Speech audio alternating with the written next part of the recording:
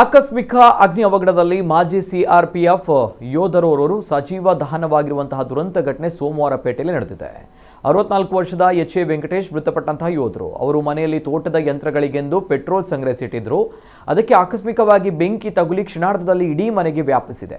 ವೆಂಕಟೇಶ್ ಅವರು ಗ್ಯಾಂಗ್ರೀನ್ ಸಮಸ್ಯೆಯಿಂದಾಗಿ ಈ ಹಿಂದೆ ತಮ್ಮ ಒಂದು ಕಾಲನ್ನು ಕಳೆದುಕೊಂಡಿದ್ರು. ಬೆಂಕಿ ಆವರಿಸಿದ ತಕ್ಷಣ ಅವರಿಗೆ ಮನೆಯಿಂದ ಹೊರಬರಲು ಸಾಧ್ಯವಾಗದೆ ಬೆಂಕಿಗೆ ಆಹುತಿಯಾಗಿದ್ದಾರೆ. ಮನೆಯ ಮೇಲಿನಿಂದ ದಟ್ಟ ಹೋಗಿ ಕಾಣಿಸಿಕೊಂಡ ಹಿನ್ನೆಲೆ ಸ್ಥಳೀಯರು ಧಾವಿಸಿ ಬೆಂಕಿ ನಂದಿಸಲು ಪ್ರಯತ್ನ ಮಾಡಿದ್ದಾರೆ. ಆದರೆ ಆಗಲೇ ವೆಂಕಟೇಶ್ ಅವರು ಸಾವನ್ನಪ್ಪಿದ್ದಾರೆ ಎಂದು ತಿಳಿದು ಬಂದಿದೆ. ಘಟನಾ ಸ್ಥಳಕ್ಕೆ ಸೋಮವಾರಪೇಟೆ ವೃತ್ತ ನಿರೀಕ್ಷಕರು ಮುದ್ದು ಮಾದೇವ್ ಅವರು ಭೇಟಿ ನೀಡಿ ಪರಿಶೀಲನೆ ನಡೆಸಿದ್ದಾರೆ. ಈ ಸಂಬಂಧ ಪ್ರಕರಣ ದಾಖಲಾಗಿದೆ. ಮೃತರು ಪತ್ನಿ ಮತ್ತು 2 ಪುತ್ರಿಯರನ್ನು ಅಗಲಿದ್ದಾರೆ.